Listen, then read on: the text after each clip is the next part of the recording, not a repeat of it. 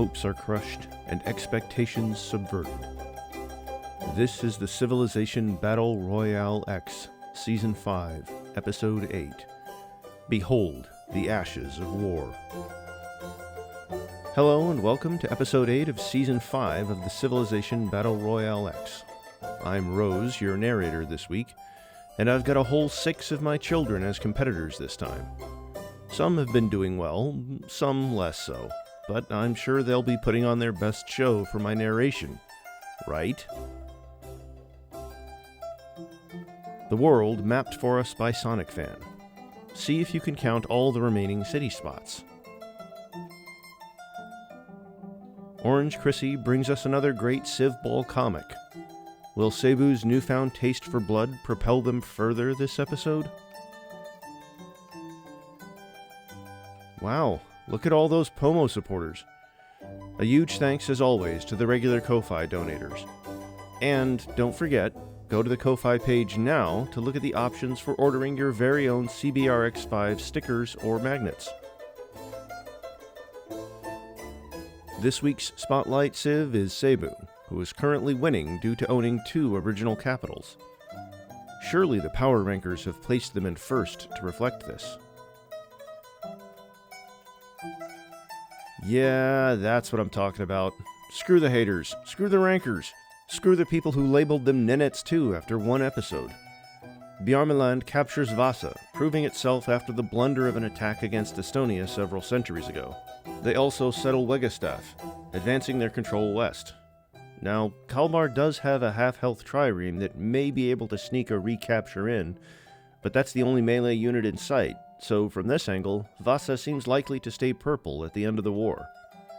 On the side, a Scottish settler approaches the snowy cap of Norway. Famed Gothic leader Alaric takes a break from relaxing on the sub after X1 and joins Amina's army as a general. He immediately advises her to declare war on Main, thinking that this will intimidate the invading Ores. Ever the strategist, that Alaric. In celebration, Kusaka is settled in an eminently defensive position. The Vice Kolonga Mazula has found himself in squeezes ever tighter. Mbewe shows little sign it could ever have been controlled by Maravi, and the lone admiral defending Mankamba is staring down a huge Ethiopian force, and significant forays from Luba and the Seychelles besides. It seems certain Mankamba will fall, the only question being, who to? In a very interesting turn of events, a mass of green Ukraine units descends upon Tang's newly settled and lightly defended northern border. Will Yuri Hlushko defy his reputation for underperformance, or will the slippery Taizong wriggle his way into yet more free cities? Along the top of the map, all the local civilizations have settlers roaming around the slowly evaporating free space. And Pegu, of course. Commemorating his creeping plague of control over Australia, John MacArthur officially takes office as king. The taste of power is addicting. Wallachia enlists Zhu Da, a major general in the overthrow of the Yuan dynasty and establishment of the Ming, known as the Great Wall for the Ming. Unfortunately, when the wall is made of soldiers, they do still need gold to maintain them. Also, a lone Byreme flips Baalbek back to Phoenician control. It won't last. Shoshin, desperately fleeing the island home he nurtured from nothing, hears that Naha has also fallen. Tang soldiers running rampant through the burning city. Arriving in Nanzan, the situation is also grim. A defiant contingent of archers staying in the city while the local general and fleeing populace have already evacuated to Taiwan. Knowing these could be his last moments on the cylinder, he sets off again from Nanzan. A look at the turn order tells us that Lanfang has a chance to snipe Nanzan before Tang's turn. Davi Kopanawa has surrounded Cholula with units, and defended only with triremes, the Panama Canal seems likely to fall. There's another Yanomami front at the lower right of this image, but I'm sure they'll be fine. Ah, fuck my stupid Tungus life. Said half-health trireme does get to sneak in, and Haruker's units have evaporated too on the counterattack. Yep, there's no way this becomes Phoenician again unless the Pope has a heart attack from all the cheese he's inhaling.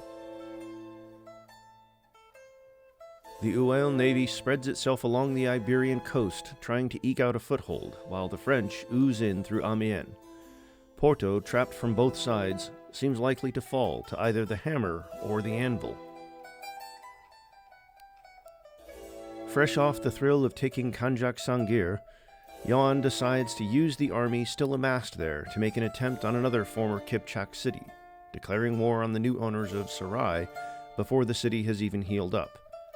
From this scene, his chances look good, but the AI has been known to bungle better odds. Yunnan's citizens have decided that warlord Long Yun isn't doing a very good job, and the civilization is now a republic. Maybe they can democratically join the attacks on Tang and try to retake Jiaotong. Scotland settles an island that I'm guessing is representing some of the Shetlands, in addition to the previous claiming of the Faroes. Kalmar also has an embarked settler, potentially joining in the scramble for the North Atlantic.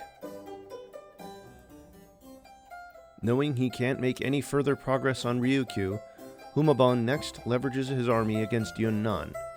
Kaiyuan is surrounded and will fall with some luck, but any further progress will be difficult. Lanfang's turn passes, putting Nanzan in the full black, but failing to capture. The city and elimination will be Tang's. The onlooking general is revealed to be Yuenu, or the Lady of Yue, legendary swordsman of Yue. Author of the earliest known work on swordplay, she is said to have mastered the weapon in obscurity before being recognized and put in charge of training the kingdom's army. Just like real life, her nation is being annihilated and subsumed by China. I'm sure she's having a great time on the cylinder. A sudden coalition breaks out against the Anishinaabe. They aren't in as much trouble as it might look like, though, as neither the Pomo nor Tlingit appear to have readied any units for an invasion. Notably not joining in the coalition is the Ponca. This is the perfect chance for White Eagle. He really should jump in. Panning over to the Susquehannock front of the invasion, Old Shiheis doesn't seem to have been prepared either. He has a large army, but it's going to take several turns to begin putting pressure on Tangoan. The Ket become a theocracy. Perhaps this will help them spread their powerful religion. Or perhaps it won't. I don't know rise to power. Cholula indeed falls to the Yanomami, and in celebration, Davi Kopanawa declares himself prince. However, with a better look at Cervantes' invasion, things look dicey. The new prince should try to make peace as soon as he can. Teotihuacan also has a few triremes poised to turn Cholula into a flipfest. Kaiyuan falls into the yellow, but the invasion force seems like it might be getting a tad distracted. We also see that Tang also failed to take Nanzan last turn. Maybe everyone is just trying to avoid the elimination penalty. Since we last saw it, Mankamba has taken a bit of damage, but all the aggressors have neglected to refill their attacking units, while Kalonga Mazula has managed to get some horsemen up. It may not fall to conquest, though I'd say it's probable he gives it away for peace if it doesn't. Circassia also becomes theocratic. They've really filled out nicely from their stuttered beginning. Sadly, the attack on Phoenicia seems to be faltering. Units split between too many cities. Wakahil Sadiq makes peace with Dihya, giving us an excuse to look at his beleaguered civilization. Unless something miraculous happens, they seem set to lose Nashan as well, soon. If Marenga put in a bit of effort, he could clean this area up, seeing as all three of the Moravi cities down here are practically undefended. For some unfathomable reason, he's sending his entire army at the only city with a garrison, and the one with more than twice the defense of the others. Multiple civs lay claim to the Qinghai Plateau. A wandering Karakitai settler looks like it might cut Mysore's colony off from Chanapatna if the natural border expansion of Yutian and Mymensingh don't do it first. Yuri's units swarm westward at both his foes, damaging Ulan Suhai Nur and surrounding Tongchuan. Harchin settles Yankimosir and has another on the way to Ainumosir. It's what he needs to do, but that's a very scary army amassing in Hiroshima again.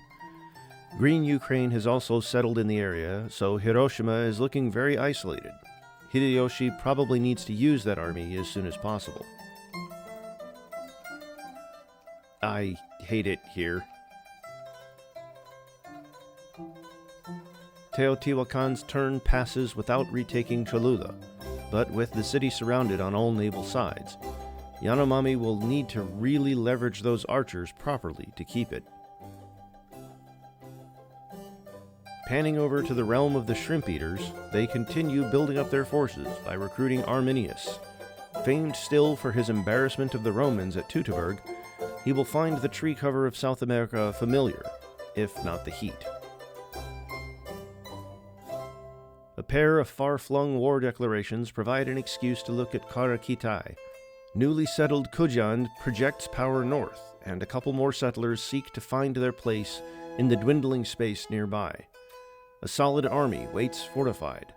It would see better use attacking the Mysorean colony, or even the Kipchaks again. Sarai takes damage under the Vyachin assault, but Bactria is sending many reinforcements. Yan will need to commit more than just a raiding party if he hopes to bring his civilization southward.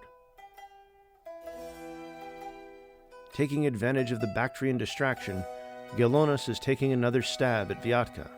Scythia's army isn't looking too thick, but it's certainly more threatening than what Vyatka has up here. Yon will really need to leverage those info addict stats to come out unscathed. Harakar also joins in, just for the hell of it.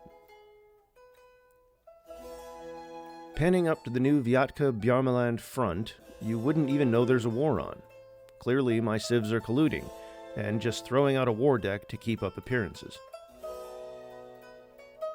The anvil wins out, and Porto falls to France. Joao still has a few melee units right there, so there's a chance, at least, at a flip or two. On the other side of Iberia, Aveiro languishes in the black, though what units have been damaging it, I couldn't tell you. Grace's strategy appears to be to mill around near Lisbon doing nothing. How nice of her to distract Joao and let Robespierre have all the cities. Yuri Hlushko makes peace with Ujiulu Mugulu to focus on the invasion of Tang. Tongchuan is still surrounded, but Tang reinforcements are starting to trickle into Kaifeng. Mysore attacks Karakitai, stealing the settler that was set to cut them off. I can't see this working out for Tipu Sultan, however, as he only has a spearman and a catapult to defend against Yeludashi's core army. If Salem doesn't fall, something will have gone horribly wrong. Also, Pakistan declares war on Tang. All the cool kids are doing it. Ma'in manages to secure peace with Phoenicia without giving up even more cities, just in time for the Sumerian army to storm into Nashan. Karnawu and Dinaba are so defensive that they probably won't be conquered by a land army, though. Seeing the writing on the wall, Shoshin quickly grabs all the supplies he needed to found a new city and sets off to sea again. Just as the burning city begins to fade from the horizon, he sees the flag of Tang raised over the rubble. There is no longer any home for the Ryukyuan people. On his way to Taiwan to meet up with his vestigial army, he is greeted instead by a hail of arrows. The settlers and supplies sink to the bottom of the cold ocean, never to be seen again, as does Shoshin's grieving body. The light fades. And then he wakes up again, standing up from a cold surface, surrounded by 6 other gently beeping caskets. He finds himself alone. Weary footsteps echo along an empty steel corridor. Wherever he finds himself, this alien metal tomb, there is no other sign of life to be seen. Seams that might be doors lie sealed, guiding Shin's route to a room full of 63 subtly disordered chairs. He sits on one, seemingly at random, waiting. A screen, formerly unseen in the gloom, lights up and displays a single sentence. Continue watching? Spear Thrower Owl's fleet returns Cholula to its founder's grasp. The Yanomami spearmen have retreated for some reason, so it's possible the city stays Teotihuacano. Grace's expeditioning settler bypasses Greenland entirely, heading perhaps for Baffin or Labrador. The local Anishinaabe have another settler here too, but it is still one of the most open areas still on the map. The three forces converging on Mankamba still haven't given up, but Moravi has managed to bring up yet more reinforcements. In charge of the Seychellois naval force is Gaius Duilius, a consul who won Rome's first ever victory at sea during the First Punic War. He must be feeling a bit perturbed that his erstwhile ally of Ethiopia has abandoned the land route to embark all their units in his way. Dihya is putting pressure on Kajuru, and Amina has also embarked several of her units for some mysterious reason. Many settlers roam the Sahara, searching for the few remaining available spots. Recognizing she won't get anywhere with Lisbon, Grace makes peace and starts looking for somewhere to park her fleet. One of the architects of the French invasion is revealed to be Yamagata Masakage, a samurai known for his service of Takeda Shingen. Remember, civs, this is what it looks like if you refuse to settle your Voronoi. Don't be like Hotumatua. Rapa Nui appears to be focusing on religion, though they have even less religious units than Corral in this scene alone. Up in the North Pacific, Pomo appears to be on its way to lay claim to Hawaii. The community tile map shows Hawaii isolated by ocean until astronomy, which clearly isn't the case.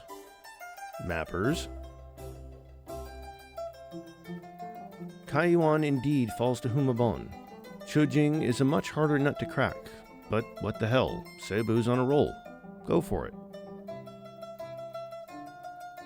In one of the most deranged moves of the episode, Tipu Sultan decides that Salem and Karwar aren't in enough danger from just Kara Kitai, and declares war on Tang as well. Remember that Mysore is the aggressor in both of these. The only saving grace might be that Taizong is clearly just as caught off guard as the rest of us, and has no units on this side of his empire. Also, Shin Sobu smells blood in the water, and decides it's time for another try at Yunnan. I'd be hard-pressed to tell you what of import has changed in this slide since we saw it 2 turns ago. In service of Moravi, Phil H. Bucklew, a former American footballer turned Navy Special Warfare pioneer. Unfortunately, so focused on special warfare, he forgot about basic warfare, and didn't bring any ships with him. Oops. While we're in the area, we take a look at how the Seychelles are developing. Another settler looks to fill out Madagascar, joining a new claim to Réunion. Side note, why does Réunion get to be 2 tiles while Mauritius is only 1? This won't stand. The vanguard of Scythian horsemen spread through the Vyachin plains.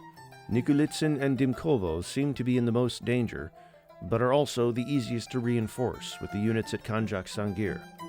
The horsemen will mow through the bowmen favored by Vyatka, but will struggle to take cities. This really could go either way. Roren settles further north with Huayu, but the far-flung Pegu settler is still on its journey.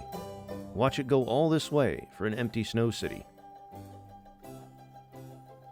Noticing a dark blue on light blue scout in his mortars, Olgit decides he has had enough.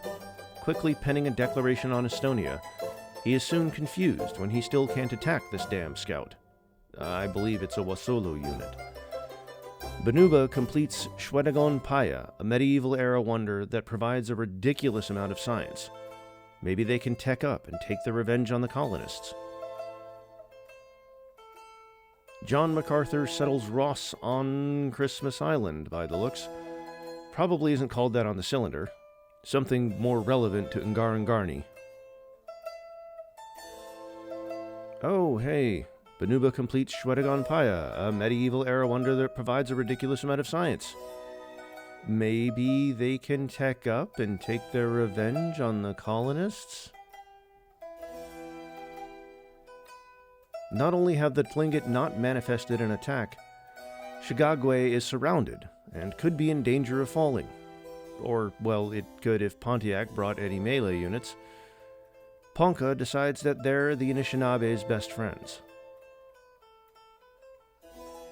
Ismail Berzeg defies my words, waltzing into Byblos.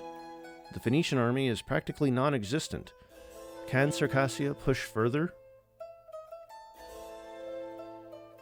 The Ores settle Ad Medias on the western edge of the desert.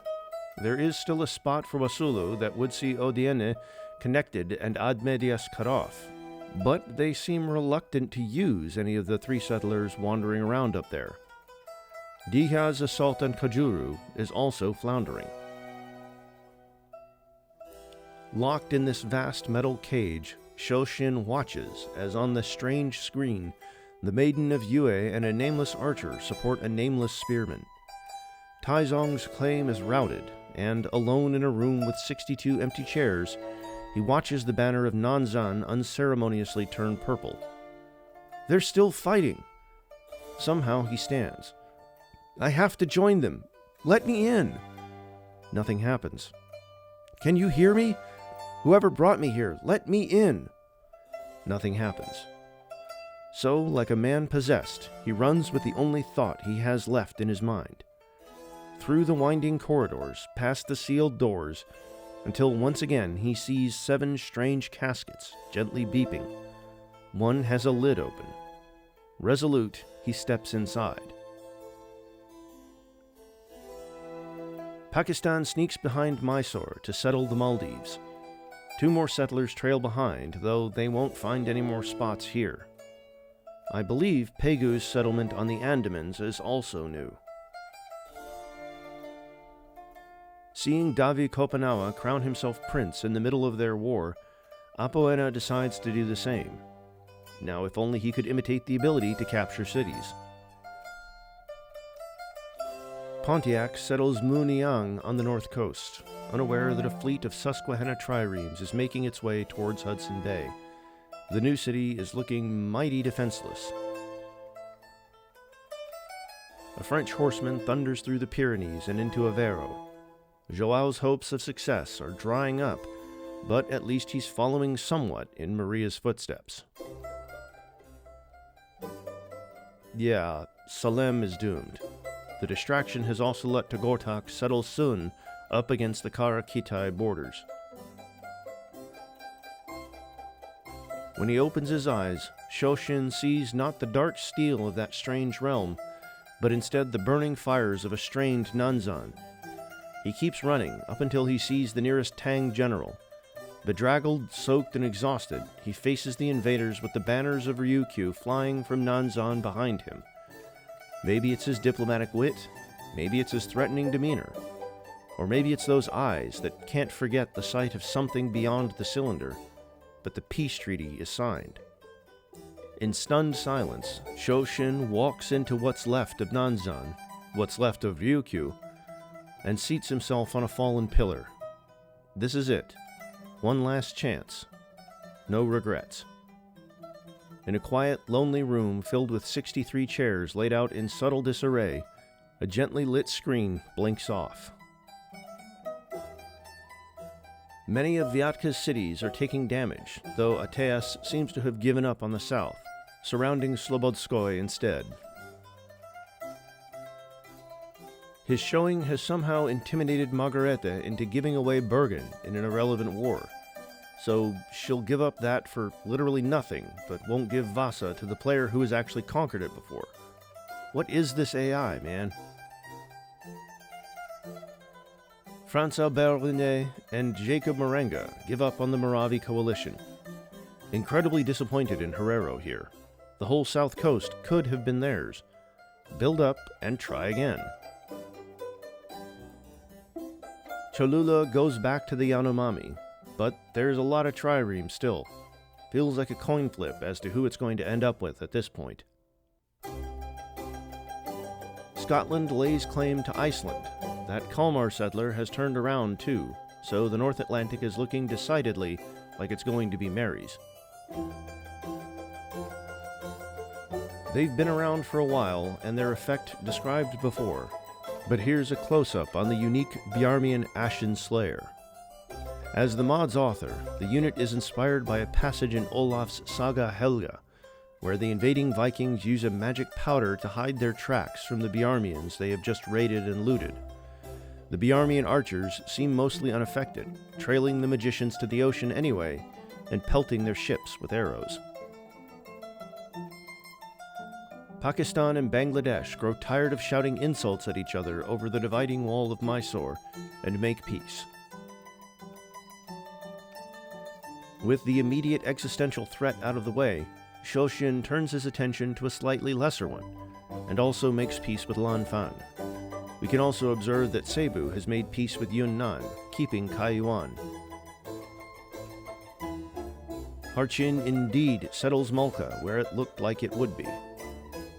If any of you jokesters in the comments make any observations about whether or not Malka might or might not be on a river, I will find you. For a tripartite coalition against him, it looks awfully like Pontiac is winning. Shigagwe is down to the red, but the closest melee units are some warriors by the capital. Pomo's Kadiu is also under attack. Tired of the flipping back and forth, both Corral and Zaragua join in the war on Teotihuacan. I'm not sure how much of a force Corral will commit, but Uaxatun is looking nice and vulnerable to the flotilla of triremes Zaragua has been preparing. Maybe Anacauna will finally do something? Oh dear.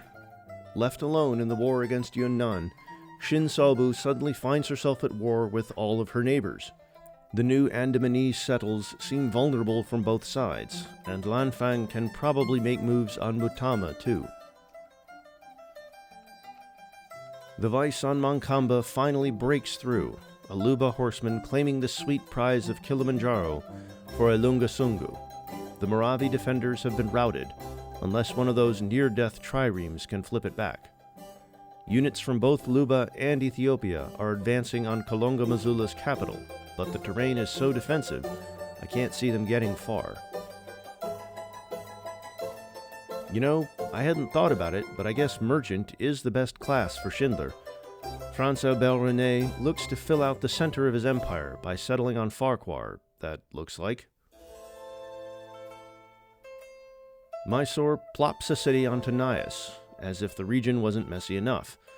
Lanfang's units all seem to be funneling north for the assault on Pegu. Nikulitsin falls. Dimkovo is cut off. Bjarmeland has even shipped over some units and is damaging Shabelinskoye. My civs are having a right mare today. Why did I take this episode? One of those nearly dead triremes does make a last-ditch recapture of Mankamba. Kalonga Missoula has a narrow window to peace out and keep the city, or this is just a chance for Ethiopia to take it instead. Oh, well done, Pontiac. In nice prioritization, a trireme has made its way to the battered Shigagwe and captured it. A glance at the minimap also reveals that Grace's settler has ended its wandering in Labrador, right between Muniang and Gistwihana. Joining the Circassian army as it floods towards Tyre is Quintus Fabius Maximus Verrucosus, who could really drop some of those names. He became known as Cunctator, the Delayer, for his tactics in fighting off Hannibal. The Bjarmi army is on its way over, and Shabelinskoye is falling fast. Vyatka just doesn't have enough units to defend against every front. Back to Luba. There is one more Moravi trireme with literally 1 health, but surely it can't happen again, right? Salem inevitably falls. The only question is whether Yellow Dashi can penetrate the mountainous terrain of Karwar. Hideyoshi plops down Najima on the end of Shandong, or Santo now, I suppose. Up at the top, Green Ukraine has like 2 rings of Tongchuan surrounded. Take the damn city. Pegu settles Reu and immediately gets swarmed by Bangladeshi triremes. It's only a turn into the anti-Pegu coalition, but honestly, things don't look terrible yet, at least. Teotihuacan is at least not beset in the north, letting it settle Knaab Nal. Jandamara joins many other leaders in declaring himself a prince. With the whole civ in shot, it doesn't look terrible, even after losing Jijidu. Tech up and take it back. The Hyksos decide that they're now a nomadic horde.